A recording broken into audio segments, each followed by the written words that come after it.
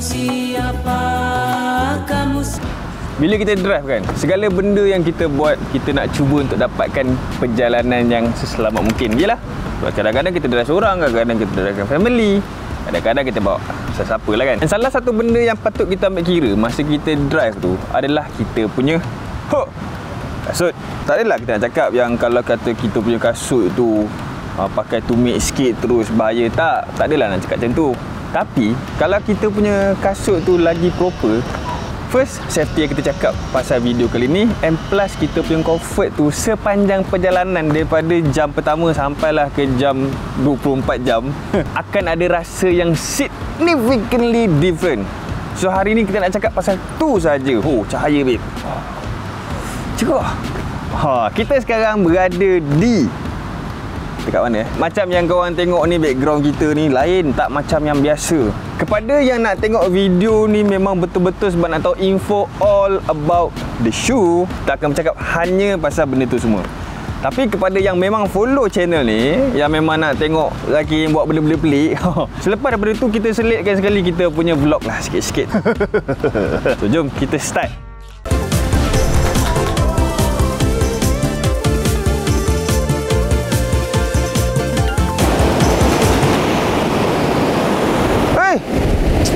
Aduh, masuk air lah pula. Macam busuk ni bawa kereta ni kalau macam ni.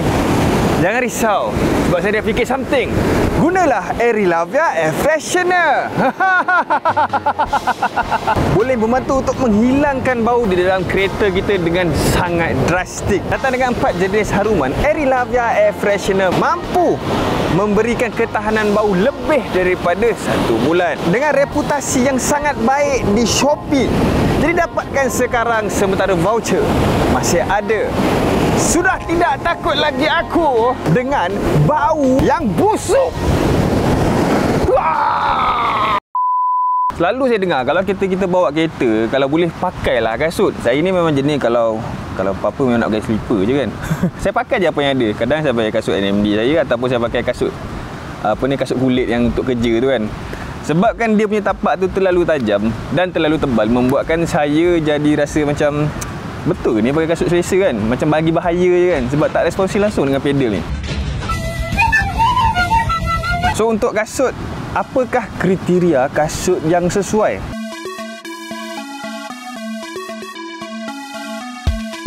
Kita ada 4 benda yang kita patut ambil kira. Yang last ni hanya untuk yang racer-racer lah. Tapi yang 3 ni yang kita nak ambil kira. Ni apa yang saya ada ni, kita boleh jadikan salah satu example lah. Tak kata saya tunjuk kasut ni, inilah kasut yang patut kita pakai masa drive. Tak. Untuk kriteria yang pertama, kita perlukan kasut yang nipis ataupun kasut yang fit. Bukan drive je, kita jalan pun memang nak kasut fit, betul tak? Tapi dia lagi penting bila bercakap pasal driving shoe. Sebab apa? Sebab kita punya kaki ni duduk dekat dalam satu compartment yang agak confined bila kita drive. Second ni tapak yang nipis macam yang ni, dan juga kurang dia punya area-area macam ni. Tak adalah macam sampai bertumit-tumit tinggi lah 18 inci, tak. Next thing yang kita perlu untuk kasut drive kita adalah tumit yang curvy. Macam kita tengok ni, nampak macam ala-ala roller sikit, dia curve instead of kita punya tumit yang tajam. And last sekali, kita punya bahagian sisi sini yang lebih keras. And dia punya kriteria tak adalah penting sangat, hanya untuk orang yang memang nak betul-betul race je. Orang yang betul-betul nak main pedal kona-kona je. Tapi kita ni pakai kereta auto je tadi. Ni majoriti yang tengok video ni mostly pakai auto pun. Pakai manual pun tak ada pun main macam ni masa duduk dekat traffic light. Tak ada. So ni tak diperlukan sangat.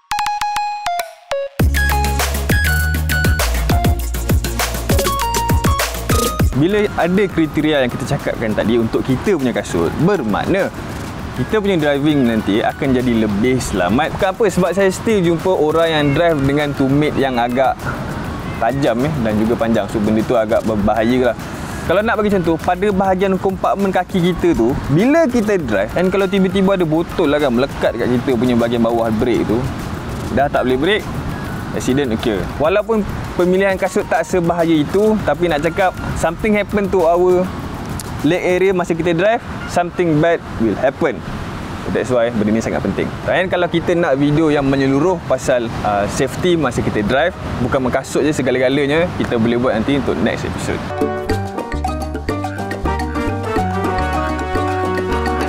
Apa apa jenis kasut yang paling baik untuk kita pakai untuk kita drive? Adakah kita perlu spend sampai 4,000 baru boleh dapat kasut yang sesuai untuk drive? Tak. Jangan salah sampai macam tu sekali. First yang paling niche sekali mestilah race shoe. Benda tu memang didesign khas untuk kita punya penggunaan lah. Memang untuk race. So memang kasut tu dibina dengan semua 4 kriteria tu tadi. Tapi kita bukan racer. Kita tak naklah kasut yang serve satu purpose je. So itu mungkin kita tak nak. Type yang seterusnya adalah driving moccasin. Siapa kat sini minat F1? Siapa yang minat F1 dia mesti kenal Ayrton Senna.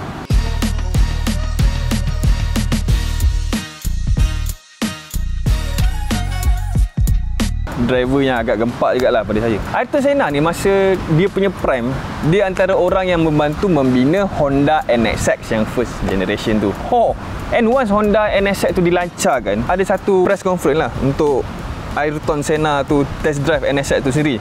Masa test ada satu footage tu dia letak video dekat kaki. Yang bila saya tengok, apal macam kasut dia macam pelik je kan. Rupanya apa yang dipakai adalah kasut ni. Bukanlah kasut ni, maksudnya jenis ni. Mungkin dia driving moccasin. Dia kelakar pada saya mula-mula dulu sebab saya tengok apalah pakai kasut macam ni. Turns out memang inilah kasut yang sesuai untuk kita drive. Sebab dia ada most of the ciri-ciri yang saya sebutkan tadi. Mesti nampak macam mahal kan kasut ni. Tak. Kita beli kasut ni dekat JJJ. Dekat One City sana tu. RM20 bro. RM20 saja. Nampak macam 200 kan. RM20 bundle. Ada duit bolehlah beli yang 200. Tak ada duit macam geng-geng kita ni, RM20 pun dah mencukupi untuk dapatkan driving experience yang lebih selamat.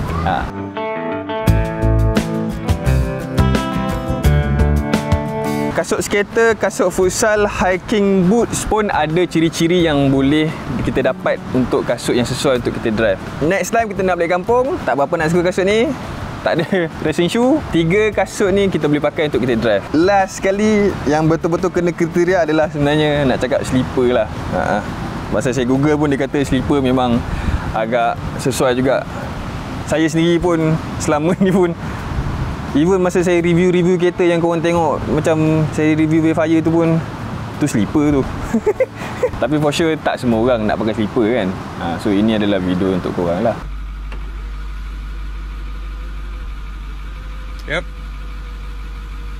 Alright. Pilih kasut yang betul supaya korang dapat pemanduan yang lebih selamat. Inilah video kali ini yang kita akan bercakap berkaitan kasut untuk kita drive. Kepada yang mencari info berkenaan benda ni, kita dah sampai kepada pengakhirannya. Jumpa lagi lepas ni. So jom kita teruskan kepada this whole video punya vlog. Tak tahulah elok ke tak, tapi enjoy lah korang Jumpa lagi lepas ni. Jom.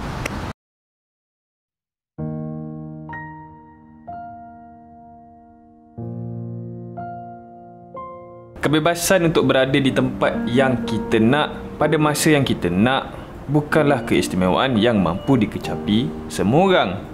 Namun, daripada memandang kepada sesuatu yang tak mampu kita kawal, lebih baik untuk kita ambil peluang sebaik yang mungkin. Untuk beberapa hari ini, family and I jumpa peluang yang ditunggu dan saya dokumenkan momen yang ada. Jom.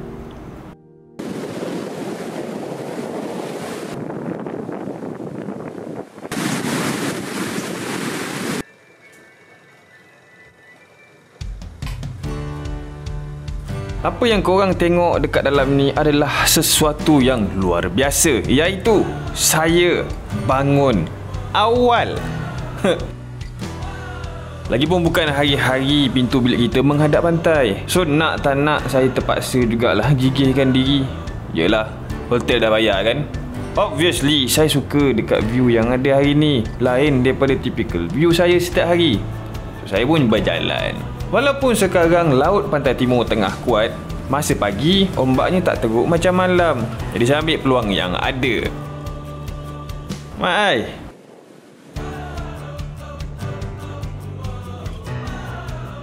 Malam sebelumnya kita plan untuk saya taste sarapan depan kamera. So kita pun minum kopi instant dekat 7E dulu, and then kita cari apa yang ada.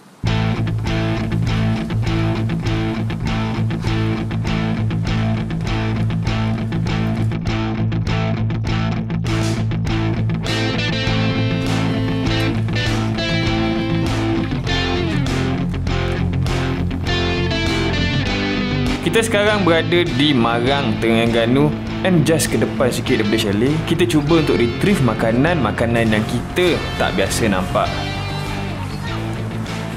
Tapi sayangnya, mak tak ikut. Bermakna apa yang kita orang beli adalah benda-benda yang tak diiktiraf ibu lah.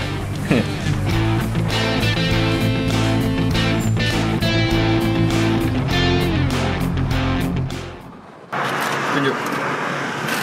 Apam kuah. Bapak dekat. Macam ni kan? belakang sikit sebab takut. Dah foto belum?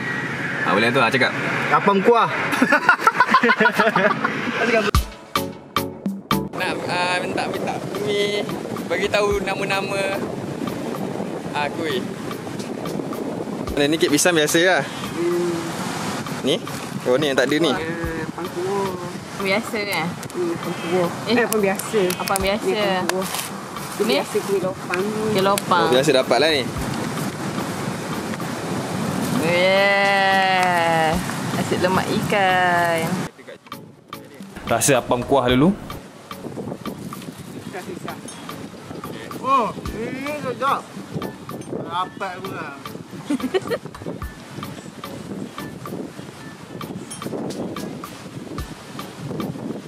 Sini ke sini.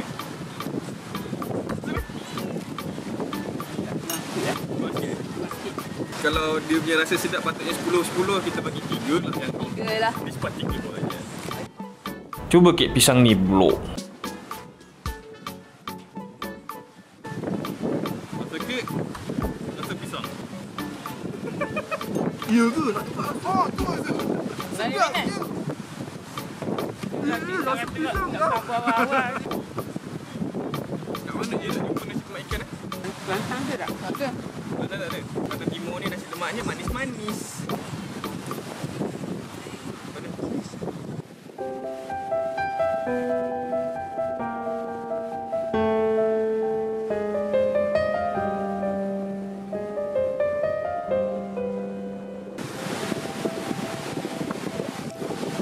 Bangang muka. La ilah.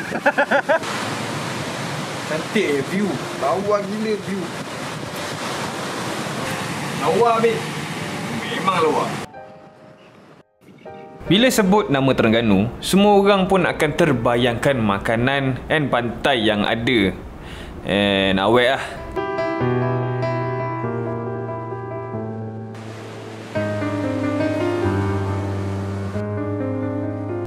Tapi macam mana suka pun saya dengan negeri ni, trip kali ni dah sampai ke penghujungnya. Simpan duit untuk next trip pula. Trip kali ni agak menyeronokkan sebab so far tak ramai yang play turis macam kita orang masa ni. Probably sebab musim tengkujuh. Semua orang pun takut nak dekat dengan pantai masa ni. Ombak dia macam ongbak. But it's okay. At least saya dapat pengalaman baru untuk mendewasakan diri. Walaupun perangai pelik macam ni.